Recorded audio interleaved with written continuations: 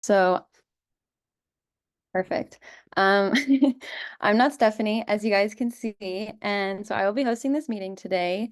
And we can start off kind of like always and just doing some introductions, going around popcorning it. I think using the raise your hand button has worked pretty well in the past, where you can see who hasn't gone, and also it's just easy. It pops up on your screen. But yeah, we can kind of do like what we do always, just share our names, pronouns, where we're based, university, and the connection before content question today, and sorry if it makes anyone sad or nostalgic, is what was your favorite picture book as a child?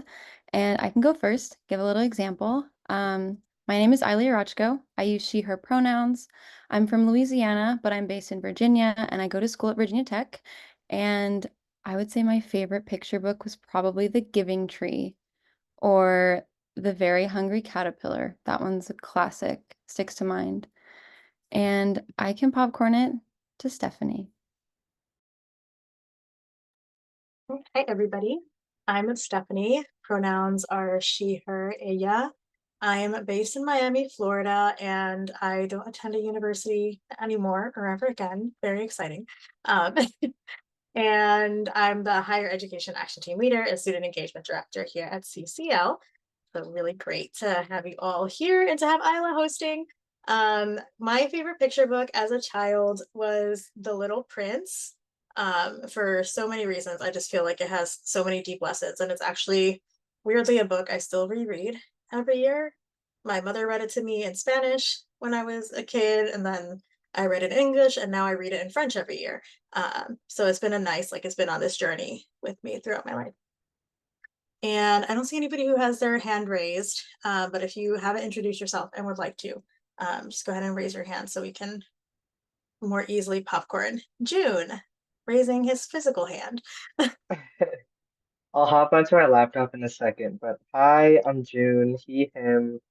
I'm the Great Lakes Regional Fellow for CCL, and I never really read picture books as a kid, but uh, the Giving Tree does stick out as one that was read to me in school. I'll popcorn it to Gigi. Hi everyone, my name's Gigi. I'm the Southeast Regional Climate Advocacy Fellow. I'm based in Miami and go to school at Florida International University. She, her pronouns, and my favorite picture book as a kid was probably Brown Bear, Brown Bear. And I popcorn it to Isabel. Hi, my name is Isabel. I go by she, her pronouns, and I go to Wesleyan University, which is in Connecticut.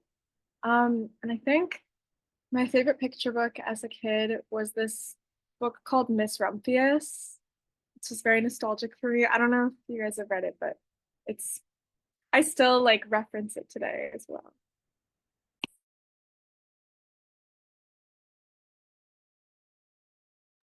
And who do you want to popcorn to, Isabel? I'm so sorry. Ben. Perfect. I'm Ben. I go by he, him pronouns. I live in Columbus and I go to OSU, Ohio State. And favorite picture book, The Little Prince is really good because we read that in my French class 2 years ago. So very good choice. But I'll have to go with The Rainbow Fish. I don't remember anything. I remember it's pretty good though. And then how about we go with Kayla? Hi, my name is Kayla. I go to Xavier University in Louisiana. I'm from Lafayette, Louisiana. Uh, a picture book that I used to really enjoy as a kid was I Love You Forever because my mom used to read it to me all the time. So it's definitely a good memory to look back on.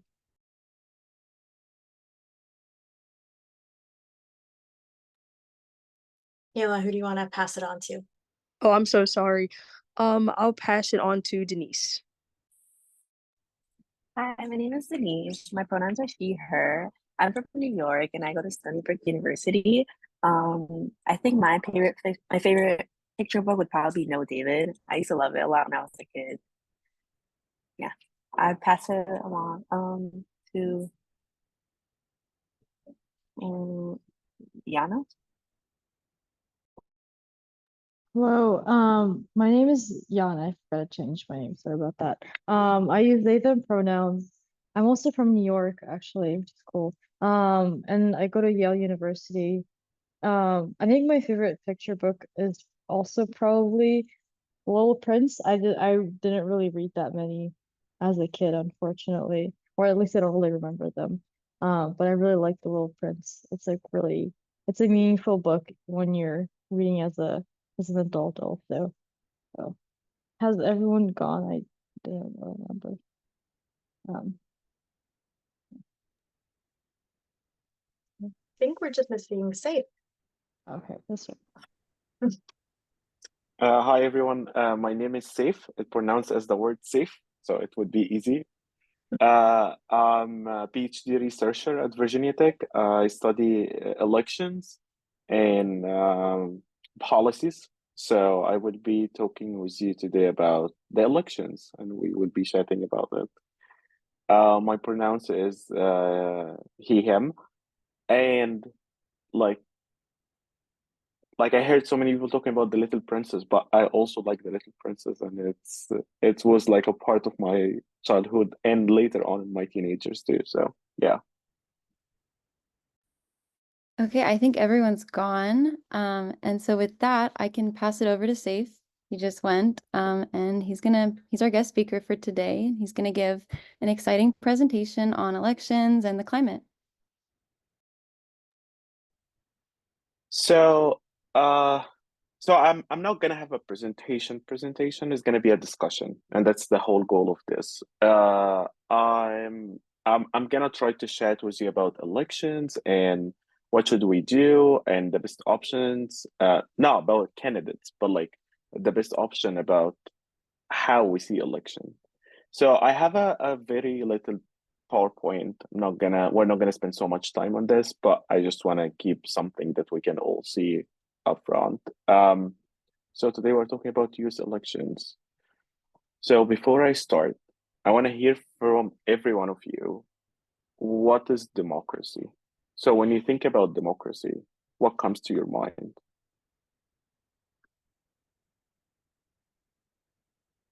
Denise? When I think of like a democracy, I think of everyone has a say in what should happen to, what's happening in the nation, as in like everyone's opinion is heard and you have the right to share your opinion. So like that's kind of why I think of a democracy, like everyone is included and you're able to discuss what you think and what you like what you want, and nothing is like wrong. Nobody's gonna penalize you for saying something, and like you get to say what you want because it's like everybody should have the right to do it. Okay. You guys can just jump in. You don't need to raise your hand. Not gonna call everyone. Just jump in, and it's a discussion. It's a conversation. So I would say when I think democracy, just people come to mind, like rule of the people. It's kind of what you learn, like, I don't know, just the power in the people, and just that's where the power is, and it's not from the top, it's from the bottom. great. Okay. I So just power. the first thing that came to my mind was voting. Okay. I Isabella, I know. had your hand up. Yeah. Sorry. I was also just gonna say like representation of what the people want, especially in policy, Okay. is also important, and not representing like the majority of people and not a minority. Representation. Yeah. Okay. I would say democracy is the people directly making the decisions about their community and, collective decisions.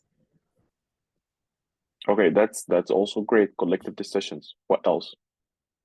I want to say communication because there's a lot of fake democracies in this world. They're mostly just like fake election results, and just spread a lot of fake information that that convince people to like trust like the government. So actually being clear and communicative of like truth is a really integral part. What do you mean by fake democracy? So there's a lot of like also like where I was born, there's in a lot of countries, especially like developing countries, and also obviously what happened in the United States during like the election where Trump was saying how he should have been elected, and obviously that wasn't really based on fact, but um kind of instead of being truthful and letting people make their own decisions, influencing people's decisions based on lies and conspiracy theories isn't exactly democracy. Okay. I also think, oh, go ahead. sorry, there you go. Oh, I mean, going off of what Jan said, like I thought of trust. In the ideal democracy, you would trust the system, and I think that's kind of been eroding in the US, especially among young people. Isabel, Let me go ask you a ahead. question. Oh, yeah? What is the system? Is the system the government, or what's the system? Well, I think that's a good question. I think it's the government and what's related to the government. Okay. Though there are lots of things like outside the government that's like Mm. influencing the government that also, I think that's a lot of how like trust is being eroded, because I think there are a lot of companies that Mm. try to influence politicians through Mm. money and stuff like that. Let me clarify this point because it's very important and we are always hear this. The system is everything. We are the system. We are part of the system as citizens. The government is part of the system. Companies or the private sector is part of the system. Public organizations are part of the system. So people sometimes classify the idea of system and relate it to the government, and that's not very like accurate, like at least academically. It's more than like it's a collective umbrella of everyone in the society, including the government, but with different rules. So that's very important. Like when you even think about systems and the governments, you have to think about these things, not just the idea of there is a government and they are leading the system, because the system also include institutions, and I mean here by institution not organization, I mean like institutions by traditions, laws, like things that the institution or the country was built on or the system was built on. So that's a small clarification, because some people always fall in that trap of the system and the government. Yeah, Thank you. I'm gonna hear from Isabella and then we can jump in. Yeah, I was also just gonna say having a proper system of like checks and balances. I think Okay. a lot of what democracy also like hinges upon is not having power be too much in one specific like part of the government, very balanced equally, and obviously having the people be priority to that system. So yeah. Okay, checks and balance. That's a big part of the US Constitution and the US system in general. So if we want to think about democracy, we have 6 pillars. These 6 pillars are 6 words. We have power, and I think we mentioned power. We have the majority. So we have the power of the majority of the people. So these are the main 3 words: power of the majority of the people. And then that lead us to 3 more important pillars, which is voting, elected, and representation. And the people, the majority of people, come together because they have the power to vote for someone or to elect someone that represent everyone or represent the group of the majority. So that's the whole idea of democracy. And this is the idea of direct democracy as well. We our representative democracy. So we bring people who are representing to us, and they are gonna be the ones who are making decisions because all of us cannot sit together and make a decision. So that's the idea of democracy. So if any one of these pillars fail, democracy is lagged or not achieved. So if the people don't have the power, or the majority is not having the power, so we don't have democracy. If we don't have voting, we don't have democracy. If we're not having elected officials that represent us, we don't have democracy. So to have the idea of democracy, always think about these 6 pillars. Whenever one of them fail, democracy is not achieved. And that's the difference when you think about Yana, I think, mentioned about developing countries, or like countries with repressive regimes or authoritarian regimes. They might miss one or more of these. The minority is the one who are having power, or they might not have voting, so they have fake elections, as we said. So they have fake elected, so these people are not represented. So the democracy itself has so many ways, but if very important, if we want to have a real democracy, we should have these 6 pillars. 6 words, 6 pillars.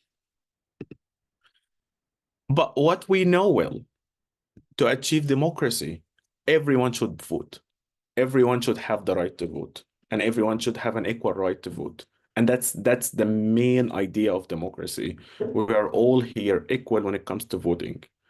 And this is a bigger issue in the US system that I think we can talk about it later, but like the difference between one vote, one person, one vote, because this is not really achievable in the electoral college or the system that we are in right now. But it should be, everyone should have a vote, and this vote lead to democracy. And that's a very important concept. So looking ahead, and this is the most important part right now, why 2024 elections everyone is talking about? Why everyone is saying that's the most important election in history? This is the election that's gonna change the country for 50 years front.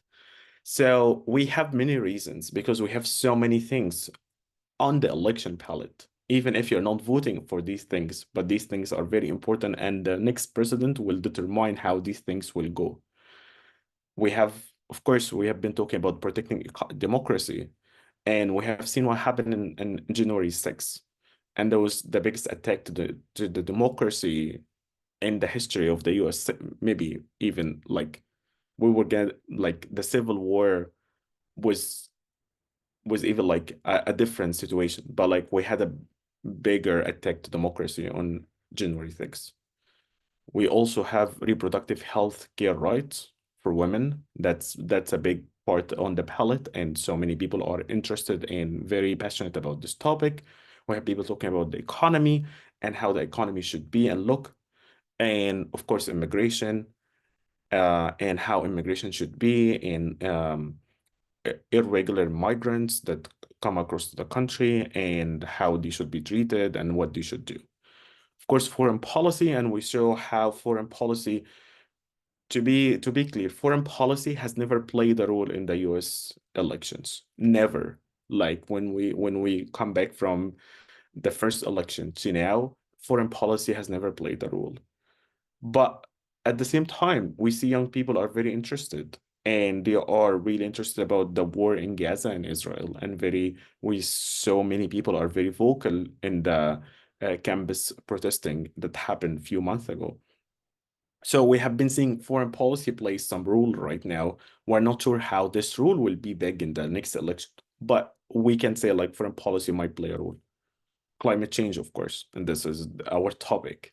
How climate change, who's talking about climate change, who believes in climate change, and what kind of policies that we need to make the climate or reduce the impact of climate change on all of us. And lastly, like the gun violence, and we know from the incident we see every day, especially the school shooting, that so many people, especially young people, are interested in the gun policies and restructure the gun policies in the US. So these are the why this election is very important and why everyone is talking about this election, because the stuff on the ballot are very important. Not for now, not for 10 years, maybe for 50 years. If we see this, this is going to be a plan for 50 years to come.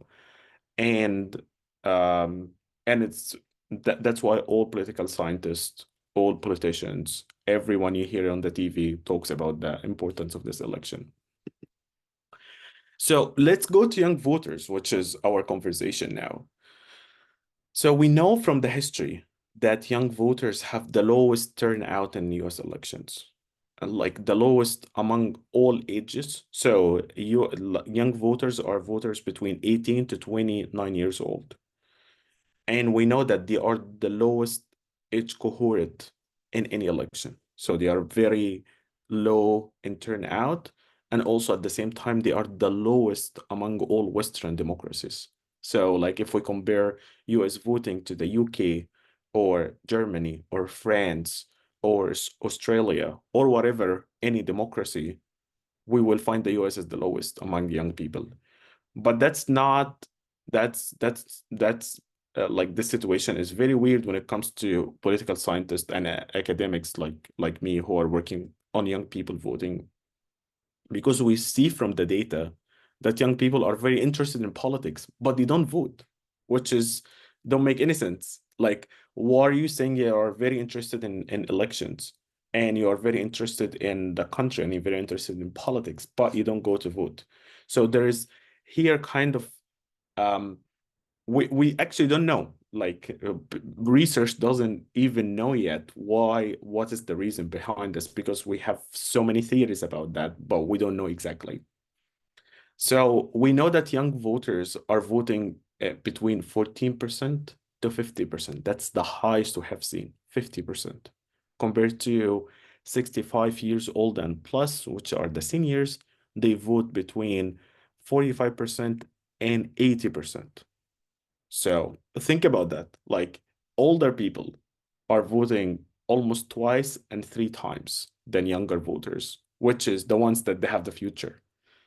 And that's where the big problem is. We have a big issue between older voters who vote with very high numbers and younger voters who vote in very low numbers. So the future is not determined by the people who will have that future. But why? Let's think about it. I want to hear from you. Why do you think we have low turnout of young people in elections? You can tell me about your personal experience. You can tell me about a friend, a group, someone you know.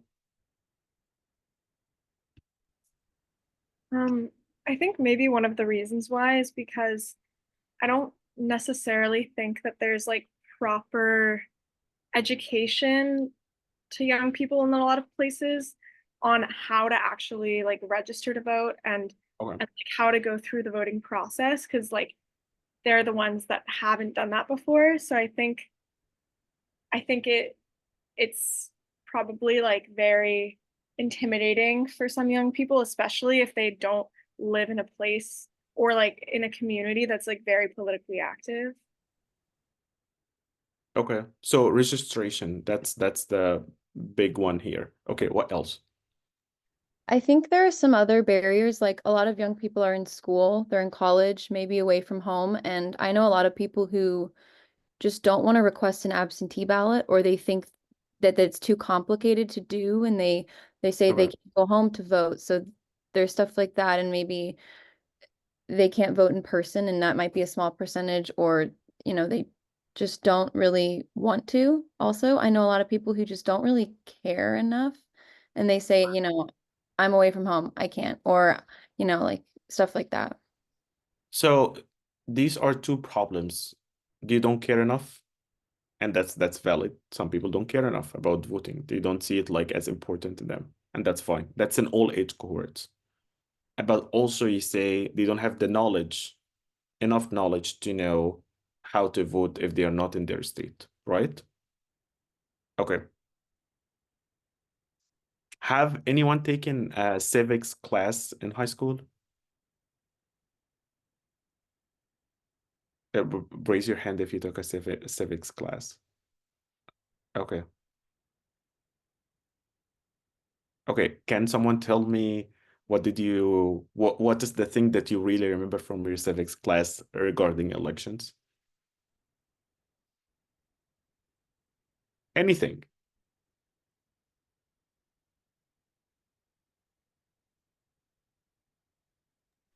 Well, at my school, we didn't necessarily detail the voting process exactly. I just remember learning more of it, generally speaking, whereas I, wish that they did go more in depth into the process. Okay. So we can see like education is not enough, especially for people before going to college and high school. Okay, what else? So now we have 4 problems so far. I think also, coming like from my perspective, my parents never voted in the United States. So they just, so a lot of, I'm assuming for a lot of people who are like born, whose parents are from the United States, it's easier for them to teach their children how to vote. But in like the new young people generation, there's a lot of people who are first generation or they're immigrants themselves. So and also coming from countries where voting isn't really youthful, if that makes sense. Yeah. So like my parents don't really know how to vote either. So I guess that's like also a big issue that might have like a little bit of like contribution, but I'm just like not sure how big it is just because um there's not like that like immigrants don't take up like that big of a percentage of the population. At least I'm not really sure if But still, they are part of the population and they have the right to vote. So Mhm. again, that takes us to the same point of knowledge. Some people don't have the knowledge of how to do this. So back again to education.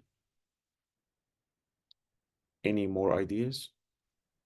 I think it goes off of what Arla said about caring, but I think maybe some people don't care because they don't trust, or because, well, yeah, they don't trust the government, and so they think their vote won't matter. And Mm. so they're like, oh, it doesn't matter anyway, so why bother going home and voting? Or why bother registering for the absentee ballot? Mm. Do you think your vote matter? That's for anyone. I personally do think my vote matters. Yeah. Okay.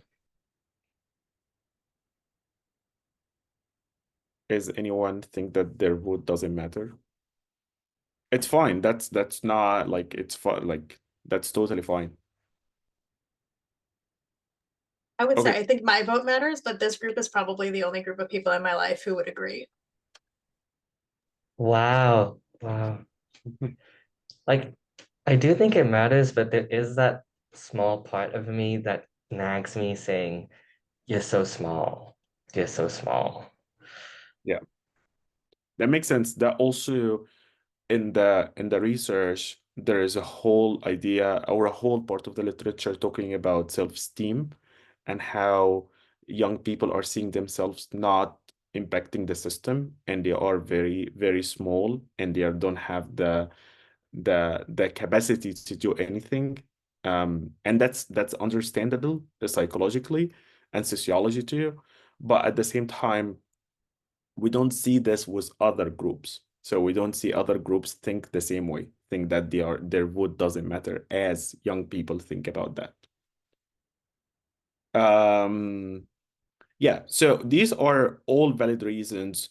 Researchers have been working on these reasons for years now, and we still don't really know, but you guys touched everything that almost everyone is talking about. Civics education, registration. Registration is the nightmare, like one of the biggest problems. And as we said before, knowledge for like either citizens or even like new citizens or immigrants. We also have the problem of the trust, and everyone is not thinking that the trust is existing. And also some people think that their vote doesn't matter to anyone or it will not impact anything. But actually, we have seen a change, and I'm just trying to give some hope here. We have been seeing a change, and that's technically my research. So since the 2018, we saw a massive shift in young people vote, shift that we haven't seen before in the history. And this shift aligned very well with a new generation coming in age to vote, which is Gen Z, which is me too. I'm Gen Z. Like all of you are Gen Z too. So Gen Z is making something different than we haven't seen before. We have seen the highest youth turnout in any midterm election in the history of the country. This is massive. If I say the number, what is the number? It's not big. It's 33%.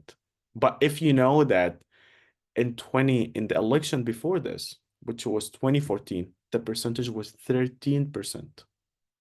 So you can see the difference. So we went up from 13% to 33%, and we achieved the highest youth turnout. In the 2020 elections, which is Trump and Biden, we saw the highest youth turnout in a presidential election since 1971. And we see the pattern happening. In the 2022, we saw the second highest turnout in a midterm election in the US history. So there is kind of a pattern here that we can say there's something different happening. Because in 2008, Obama's election, we saw a spike in young people votes, but this spike went down. And in the next election, 2010, the spike went down dramatically. But what we have seen here, the spike keeps, or this pattern keeps happening. And we will have 2024 and we will see what's going to happen. But that gives us some hope that there's something changing and there's some mindsets of young people are changing about voting. We don't know the full reasons yet, but we're trying to work on this right now. May I ask a quick question? Yeah, of course. Is the second highest, is that in general, or is that specific to youth for 2022? The second highest for youth. Okay, thank you. So the second highest for youth, and I didn't write it, sorry. The second highest for youth in the midterm elections. So again, youth are the groups between 18 to 29. So from what we know, we have four major problems that young people cares about. They care about the economy, they care about the environment, they care about abortion, and they care about gun policies. And that's what the research says. These are the big four chunks that young people cares about. And these are very important because if we talk to each other, if we go to the street and talk with young people, or if you are in college and go speak with young people or your friends, it's gonna always end up in one of these four. It's gonna end up about talking about the climate change. It's gonna end up about like talking about a dramatic event for gun violence, or talking about your right of abortion, or the economy, that you can find a job. So these are the four main policies and key issues that young people cares about. But we know that if Gen Z registered and voted at the same level of older generations, so if we have the same voting and the same registration, Democrats will win dramatically. It's not going to be anything compared to any other elections before. It's going to be a massive win for Democrats because we know that young people prefers Democrats over Republicans. The percentage is between 64 to 68. This is massive number. We haven't seen this number before for an age cohort. And as I said before, because these topics, there is a big problems on them, or like there is big differences between the two parties in these problems or these issues. And we see that young people are going with the Democrats on these, in their side of these problems in most of the cases.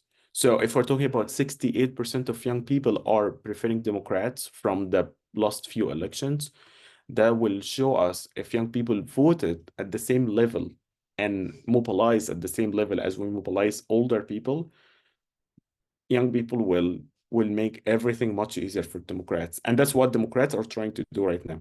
Mobilizing young people, making sure young people are happy and registered and going to vote. But at the same time, we have other politician on the other side that calls climate change as hoax. And we all know that's not true. And to reach that point as like people who are working in climate change or like lobbying for climate change, we should always remind people that the other message that exists. There is a message that says we are in a problem and we're trying to change the problem, and we need to elect people who can help us to change the problem. And there are other people who call it as hawks because they have either political benefits of saying that, or they have financial benefits of saying that too. So it's very important to have the two narratives. These just random 3 tweets I found to Trump talking about climate change. And it's very important. And we also, like, if you guys follow politics and you watch debates, especially the primary, Vivek was very clear about his stance in climate change and calling hawks like several times in front of the audience. And it was pretty bad because there is so many research that exists that says that's real and it's happening, and it's gonna lead us all to maybe death. But still, some people are still using politics to have a stand on something that science is saying it's different. So it's very important. And I know all of you are going to work in advocacy and helping young people, and this is what we're going to talk about in the next slide. It's very important to remind the difference between the narratives, how the narratives are, especially in climate change, how the narratives are dramatically different or like essentially different between the two sides. So what should I do? We talked about problems, we talked about the hope we see, we talked about the other narrative.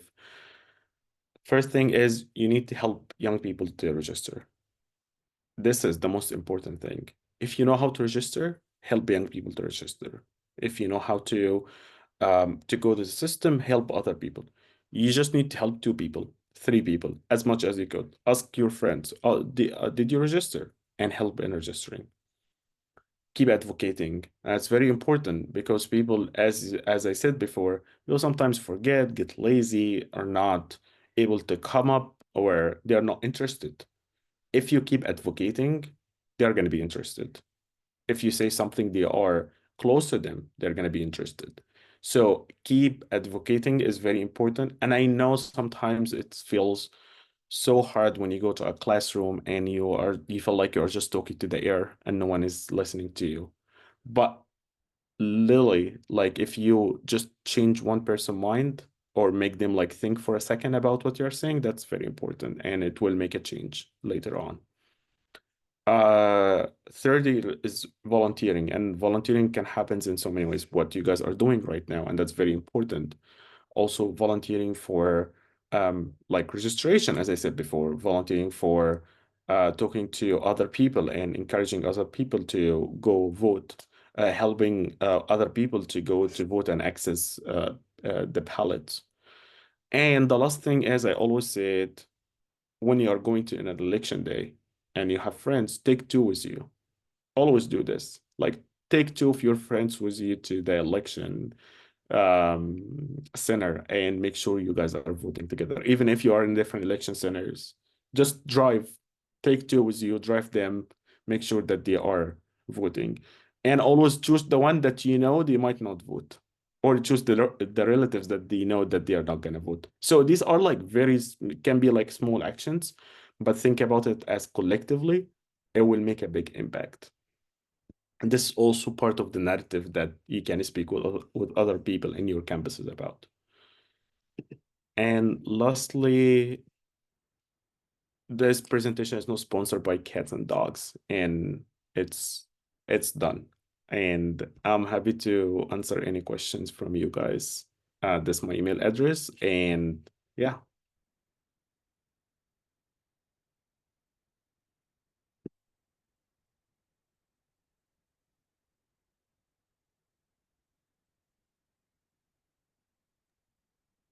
So does anyone have any other questions for Saif before we move on?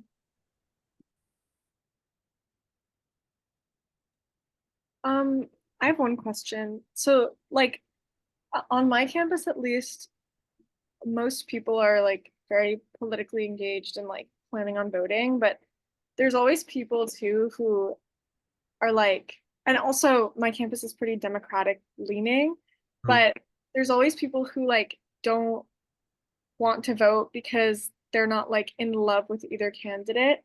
And I don't know, I just think with those people it's hard to even have a conversation because they're so dead set on the fact that like they'd rather not vote at all. And it's hard to like figure out what to say in conversations like that with people that think that way, that just throw away their vote instead of like, I don't know, just voting for. I think it's very important to remind the people that when they go to vote, especially in a presidential election, they don't only vote for a president. They vote for the Congress, like House representative. They vote for a senator, usually depending on the state. But like a third of the states will vote for a senator. We also have some issues on the ballot. So many states have a portion on the ballot. Like, do you want to have the codify the election, the a portion or not in the constitution of the state? So we should remind people that it's not just about the president. The president is one item in the ballot. The president is the top of the ballot, but it's one item. Like, it's for me, to be honest, I don't care about the president as I care about the Congress. Like the Congress, if you have the House and the Senate, you have much more power than the president in many cases. So it's very important to remind people that it's not just the president on the ballot. The president is one person. We have other people that also we need to think about their role. We need to think about who doing that and who doing this. We need to think about the governors of the states because sometimes they are on the ballot too. We need to think about the other issues on the ballot, not just the president. So that's the way I approach people when they talk about that. Going off of that, in Wisconsin, I know that there's a state constitutional amendment on that ballot this November that could make it harder if it gets passes for people to vote in the future. Exactly. So these things are very important to vocalize to the people who are on the fence. Because usually they can vote third party. It's gonna be a third party in the ballot. Jill Stein she's gonna be on the ballot for the Green Party. You can write someone. They can write their name as the president, and their vote will count. It's gonna be fine. I'm saying there are many options, but it's very important to remind people it's not just about the president. The president is one person and one institution generally.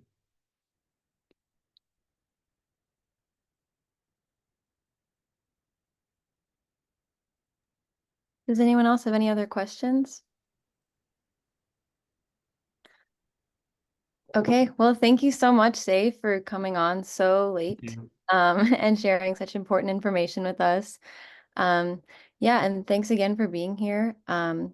We're going to move on, and I'm going to give a little action for something you can do with this information. And Saif, feel free to go to sleep and leave the meeting. Okay. He's in London Thank right you now. guys, and it was great meeting all of you. And yeah, hopefully you have my email address. If you have any questions, just reach out to me. I would love to help. Yeah, and just let me know if there's anything. And I can use you guys later for my research as well, if you guys are interested. So I can also to help me in my research. Aila, if there is time, I'd like to ask one question before they go. Yeah. Please. Well, could you describe what specifically you research? And Okay. And also like what has been the most hopeful thing that you have discovered in your research? So my research specifically is trying to understand what mobilize young people, what make young people go to vote. That's the big umbrella of my research.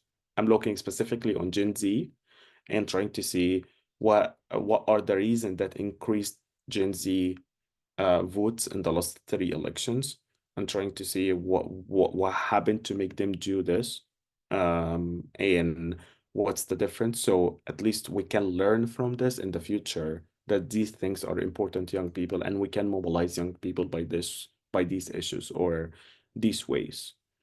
So mainly that's my research. I'm doing this through different ways. I'm collecting data about how young people think about the issues and what's important to them. And also I'm interviewing young people. I'm interviewing young people, asking them about what's important for them, why did they vote, or why they didn't vote. I'm also asking Congress members about like how they reach young people. I'm asking campaigns about how their messaging about or the message to reach young people. So my research is like kind of have different aspects. Uh, but yeah, and also I'm also talking about leaders of young people movements, uh, to ask them about what are their role in the turnout. Like you guys, for me, like you are leaders in campuses, so you have an impact on other people. So it's very important also to vocalize your voices and hear about how do you do this and how if it works or not. So even like the research later on can learn from the practice which you. And I'm very curious Right. as to like what has been like the most hopeful thing you've found in your research. I think two things. This generation is very progressive on both sides. So even on the Republicans, the people I talked with on the Republican side are more progressive than the older Republicans when it comes to issues related to race, gender, and sexuality. So that's a big thing. Climate change also one of the things that are progressive on the other side too. And when it comes to the Democrats or people who are talk about themselves as liberal, they are more progressive than other people in that side as well. So that's very helpful because we can see like a different future. We can see like different conversations happening in the next 20 years if these young people are continue to vote and impact the policy, the public policy in the country. Because at the end, we call them they got out of the ballot, but older people dies and younger people stays. So the policy changed like this because older people will not vote anymore, and the younger will get older, and if they start voting from a younger age, they will keep voting later on. So politics will be different in 20, 25 years. That's what I expect. Thank you. Yeah.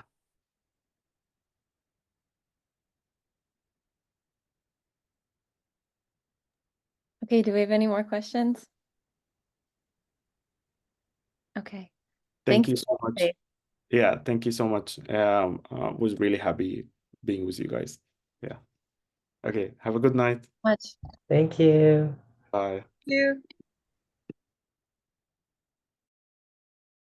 Okay, so now I'm going to give a quick little presentation. I'm aware of the time and just about an action that we can do on our campuses, an advocacy skill that I have a little bit of experience in, and that is giving presentations to classrooms. And I will share my screen very slowly. Okay, I got it. Sorry. Okay.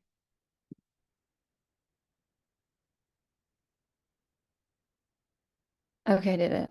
Sorry, not my first skill. Okay, here we go. So yeah, this is just a really valuable tool that I found when advocating for climate voting and just for spreading the word about your organization itself. And it can be pretty scary and overwhelming. So I'm just going to be giving a few tips and ideas on how to feel comfortable and confident when you do this. And a lot of these concepts can be related to tabling or any outreach action. So if that's something you're more interested in, you can just take those from this little session.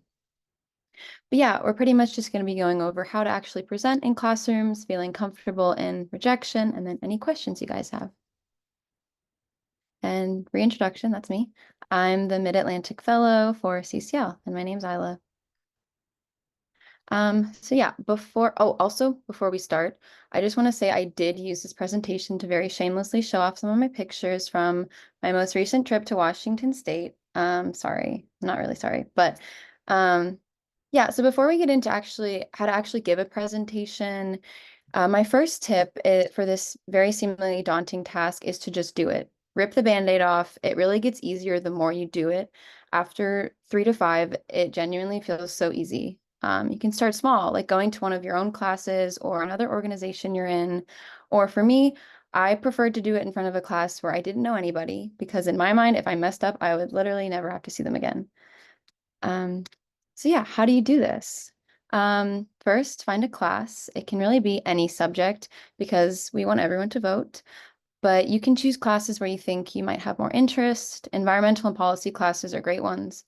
And through a quick search of classes at your school, you should be able to find the professor's email, send an email, and ask them to speak in their class. And these professors are super easy, super nice, and likely be very sympathetic to the cause and happy for you to come speak. So for my organization, we made like a big master doc of all the classes, professors' emails, dates, and times to make this process easier for other people in the organization. And it can be time consuming, but it may be worthwhile if you guys want your other students or new members to participate. And we also created this short email script that can be copy and pasted and just slightly changed based on the class and professor and stuff. And that can be really helpful too. And I actually made an example, an outline for you guys to send if you want, and I'll drop in the chat because I don't really know how to do that right now. But it's also in the September action sheet. And yeah, and it's just an example of something you can say. If you want to shift your focus and present about something a little different, you can do it and just use it as an example. Nope, not going there next. Anyways, just make your talk short, around 2 minutes, so students stay engaged and professors don't feel they're losing too much class time. And they'll be much more likely to have you present if it's only about 2 minutes in the class. And if you want slides, I'd say use slides. They can help you remember everything you want to say. You can also use them for graphics, stats, and just extra info you want people to focus on. And another tip is to cater what you say to your audience. An environmental class may be more focused on the climate, and a political science class may be more focused on voting. And lastly, I would say to do it with a friend. Going with someone else in your chapter or even just a friend with similar interests makes it way less intimidating. And if you make any mistakes, you guys can just laugh together. So now that I've talked a lot about that, what do you actually say? Well, it's really up to you. You guys are the advocates. You know the people on your campus the best, but if you feel you need some guidance, I've just made a general format that you can use. Yeah, once you're approved by the professor, show up to class a few minutes early, talk to them, reintroduce yourself, remind them of any visual aids you want to use, and then they'll probably introduce you to the class. And now, what do you actually say? First, introduce yourself, what organization you're part of, why you're there. If the audience feels attentive, maybe ask them a question, like asking by a show of hands who there is planning on voting this November or who views climate change as a key issue. And then you can move into some statistics, like how Saif said our demographic 18 to 29 is the least likely to vote, or some other eye-catching statistic, maybe something you took away from the presentation earlier today. And you can refer that back to the show of hands from the class, something like that. Tell them why voting is important or why climate change is important. And you guys know, but other people may not. And tell them why voting for the climate is important. And maybe use that as a reminder of why that the climate is a key issue for them. And then give them some important dates like the election, the deadline to register to vote, and the deadline to request an absentee ballot. And you can even bring a form or flyer of some kind that they can hold on to, or just have a slide with the QR code on it. And I also put together another example outline of a presentation that you guys can give. And once again, it's just an example of a format and some things you can say, but it's also in the action sheet, and I can drop it in the chat later because once again, I don't know how to do that. But yeah, I just threw a lot of information at you guys. And before I move on to the next section, and also I know it's 9 o'clock, so if anyone has to go, please feel free. But does anyone have any questions? Okay, I guess not. So now a question you may ask yourself is, and one that I asked myself a lot when I first started doing this, is what if nobody cares? And someone cares, I promise, even if it's just the professor in that room, someone is appreciating what you're doing. And remember that just getting one person to vote or start their climate advocacy is important. My freshman year, someone came in to one of my classes and gave this presentation very similar to what I'm talking about. And they gave some reminders about election dates. And I had completely forgotten to register for my absentee ballot, but luckily the deadline was still like a week away. So their presentation was literally the reason I voted for the first time. And you guys could be doing that too. Advocacy starts very small. And please remember, and this is something I had a hard time grasping, but your worth is not dependent on how many people scan a QR code. And that is such a silly statement, but I'm serious. There will be times when the professor is the only one clapping. Nobody scans the QR code, or the whole class is literally just staring at their computer to avoid your eye contact. But keep going, because one of those times you will be the reason someone votes for the first time, like for me, or someone votes for the climate, or begins to just start their advocacy journey for climate change. And then you guys may know some of this, but these are just some other ways you can advocate on campus for climate voting or just for the climate in general. You can talk to your sustainability office. You can advocate on social media, and you can attend your local government meetings, because you guys can actually vote for them too if you're registered in the city, but also make sure to vote yourself. And with that, kind of rushed through that, but does anyone have any questions? Has anyone ever presented to a classroom before? Have any tips they'd like to share? Quick question. How long are these presentations usually for you? I usually do like 2 minutes. Oh, wow. If that, Okay. it's just a really quick, like, just rundown, remind some people, that they need to register the vote. Like they only have a month left or something like that. Just a quick reminder. And then if someone's really interested, I usually will have my contact info or something on the screen where they can further contact me if they want to continue or they want to help and join the organization, something like that.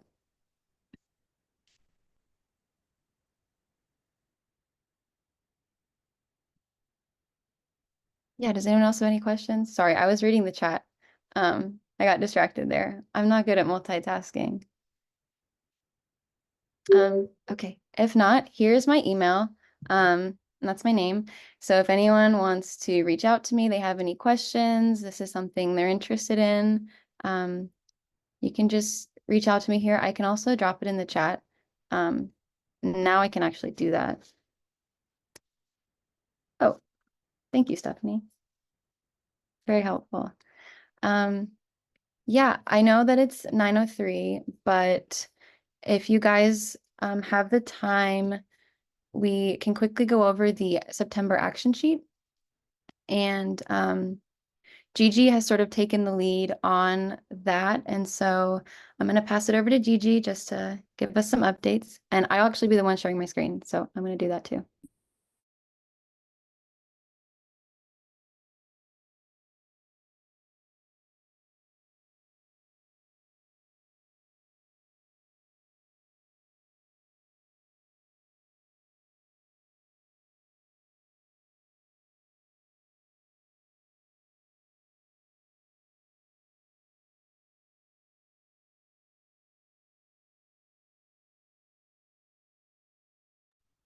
All right, guys, let's make this as quick as possible. So I don't want to keep any of you like late. But as you know, we started this new resource kind of for campus leaders, just like basically all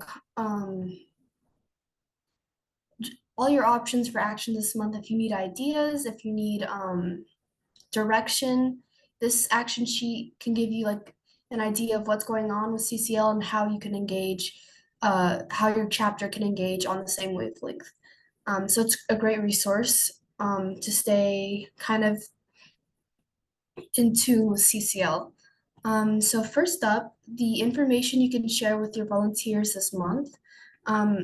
We talked about this last month. Registration is open for the CCL Inclusion Conference. We have a team of energy modelers have published an assessment on the Energy Permitting Reform Act of 2024, which would be fun to check out if you want to do that during your meeting, if you think that'd be interesting. And then policy-specific actions for each of the four CCL's policies are included at the top of site-wide forums. And then for our sample meeting agenda, this is pretty much the same for each meeting. It's really like you start with a mission statement and a value statement, introduce yourself, a connection before content question. We had one in this meeting, just like a simple question to get like conversation flowing. And then the main part of your meeting, which is like 15 to 20 minutes, and that's discussing one or more of the available actions for the month. And then a round robin share of what personal action you can take during the month, making sure all volunteers are signed up and sticking around to socialize.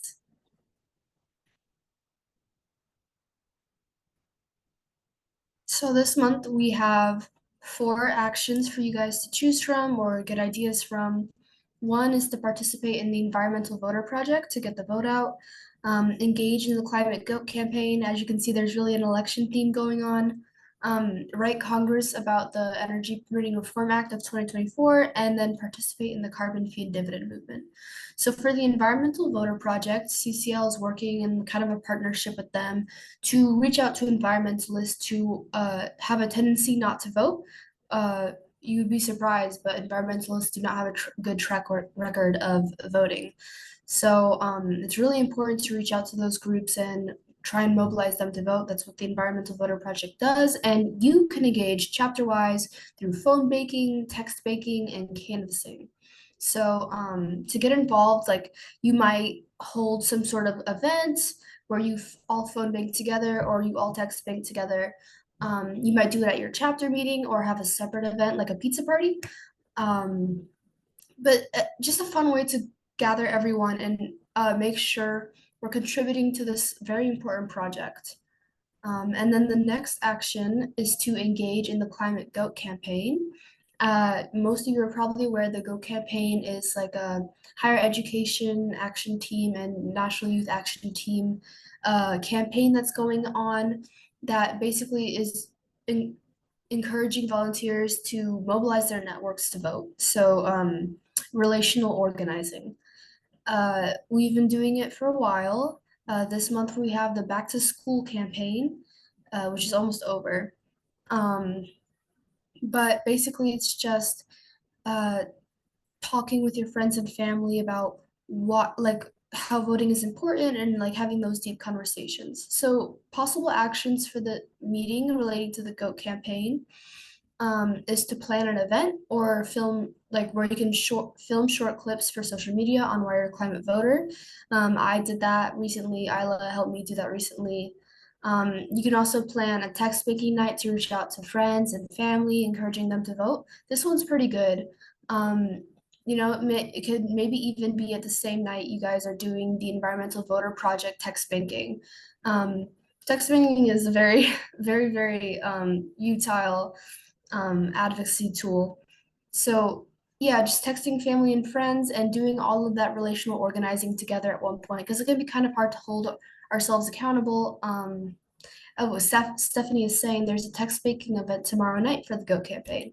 So if you would like to join that or encourage your chapter members to join that, that would be awesome.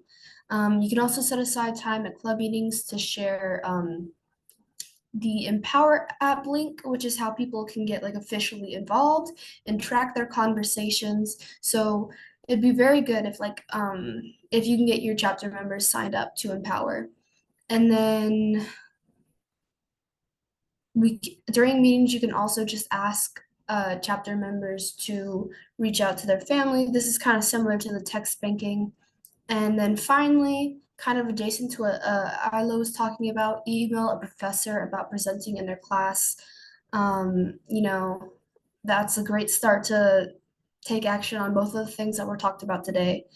And then the next action is really easy. It's just writing Congress about the Permitting Reform Act of 2024. You know, CCL has those really easy to use tools where you can just like fill it out super quick.